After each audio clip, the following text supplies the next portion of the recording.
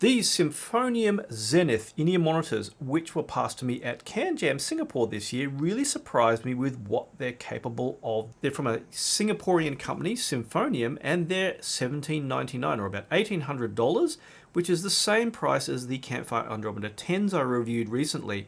And interestingly, and I mention these because they use the same kind of setup. They both have only balanced armature drivers in them, making them competitors both price-wise and function-wise. But I think these Symphoniums may have just pipped the Andromedas as the best balanced armature only IEMs that I have tried so far. Now, like I mentioned, they are balanced armature driver only. And like high-end speakers, which can have multiple types of drivers, in-ear monitors, if you're not familiar, especially in the high-end, can have up to a dozen different types of drivers used for them.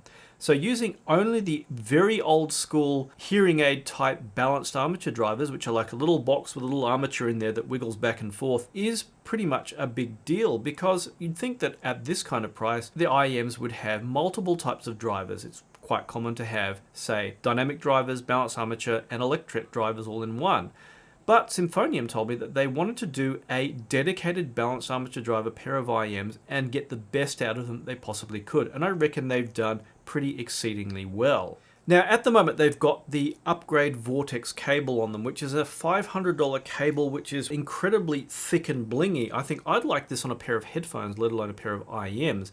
And yeah, if you're newer to the IEM world, or you've kind of only seen pictures and gone, what the heck, yeah, they can get some pretty chunky cables and pretty expensive ones, but the stock cable is a standard black cable with actually removable plugs on one end, so you can actually pull off the 3.5mm plug and put on the included 4.4mm plug. The IEMs themselves, apart from this upgrade cable, are not particularly blingy, and to that I do have some appreciation, because if you do use them in their form as portable audio devices, having, especially with the stock cable, a very non-blingy IEM that is expensive means that you won't attract unnecessary attention.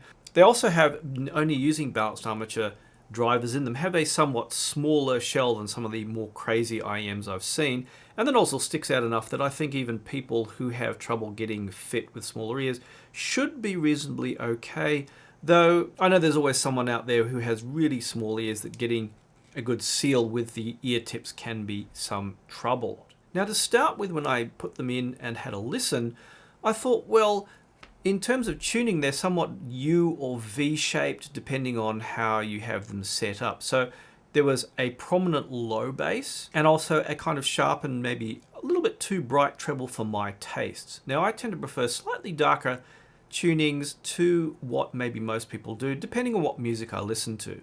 I mean, a brighter tuning works, say, with classical music and some jazz, but as recordings over time have become more bass strong than, say, in the past, especially if you go back 60s and 70s where there was very little bass on the music, probably due to record players being prominent, 80s where everything was a bit more neutral, and maybe 90s as well. And this century the bass seems to be going up on recordings, even modern pop and rock. Balanced armature drivers don't do some things as well as other drivers can, which is why a lot of high-end in-ear monitors, just like high-end speakers, have multiple types of drivers. So for example, in the low end, the bass isn't quite as punchy and sharp as you get with a dynamic driver. In the treble, you do have a little bit of edginess and a little bit of sibilance versus some of the treble setups with electret drivers, which can make everything sound open and clear and delicate. And balanced armature drivers in general do have some distortion that can make things sound a little bit less clear than ideal. So Symphonium told me that they did their best to get the balanced armatures to sound good by optimizing the design of the chamber that they're in so that it cancelled out any resonances they didn't want, but just allowed the music to come through. And I think what they've done with these really does take a step up from the Andromeda 10s in how well a single type of driver can present the entire full range of music, way better than I've heard up until now. So back to that bass, while it's not as punchy as, say, from a dynamic driver, there was still a good, nicely filled in low bass from a lot of music I listened to. Enough that where there wasn't generally a lot of bass in the music, it was filling, but where there is more bass, such as with modern music, it wasn't overwhelming and interfering with the mid-range. The treble again was a little bit too hot, and that's where I worked on changing things around to try and reduce that, which I'll talk about in a bit. But the thing that came through really strongly with the Zeniths is the music seemed to slow down, and I felt that I was hearing genuine detail from things such as the subtleties of the vibration of strings on stringed instruments, violin, guitar, the subtle vibrations from music such as all the notes in The Weight of Love, which is one of my favorite all-time tracks, and a lot of other music which made me feel that despite the slightly sharp treble, that I was hearing genuine detail because it didn't sound forced but sounded natural. So at that point it was time to play around with changing things around. In that case, adding the Vortex cable. And the Vortex cable is pretty funky. It has this cool splitter in the middle, which I think is really neat. It has, well, unfortunately, a fixed plug, unlike the stock cable, where you can change the plug around into 4.4 or 3.5. But I think anyone who's going to be buying this cable is going to have a device with 4.4 on it anyway. Now that made the soundstage open up a bit and tamed the treble somewhat versus the stock cable. Now that the treble was tamed a little bit and things sounded a little bit more open, it was time to play around with the ear tips. Now they come with the Asler Sedna Fit Origin ear tips, as well as the Divinius ear tips, which I find to be quite popular these days on in-ear monitors. Because I tend to find that modern IEMs, especially from Asia, tend to be a bit bright for my tastes, I work on taming the treble enough to make them more listenable for me, so do take that into account with my experiences. To that end, I switched to the Divinius ear tips, and I tended to find that they made the sound a little bit too soft for me. They generally reined in the low bass a bit to make everything more even, but I found that while some people like them for the expanded soundstage they give, I tended to find them a little bit vague on these IEMs as such. Now switching through the ear tips I ended up settling on the good old Pentacon Corriere aluminium tips. Now I've shown these before. They have an aluminium core in there, and I also have the brass ones which I've tried on there too. I found that they cleaned up the treble just enough, although not as much as I'd like. I'd probably like a couple of decibels lower still. And depending on your ears, which will cancel out or enhance certain frequencies, you may not have a slightly different experience to mine. That ended up working out with the nicest balance of filling bass and still lively but clear treble. But the difference that made the most was when I had a look at them closely and noticed that they had a significant grill on the tips. Now, back when I was reviewing FEO IEMs a lot, someone pointed out that if you de-grill them, that is, pop off the little grill over the drivers, that it cleans up the sound. And I thought, well, that's worth giving a go with these. So I carefully got out a pin and removed the grills, which I can put back afterwards since I have avoided damaging them as much as possible.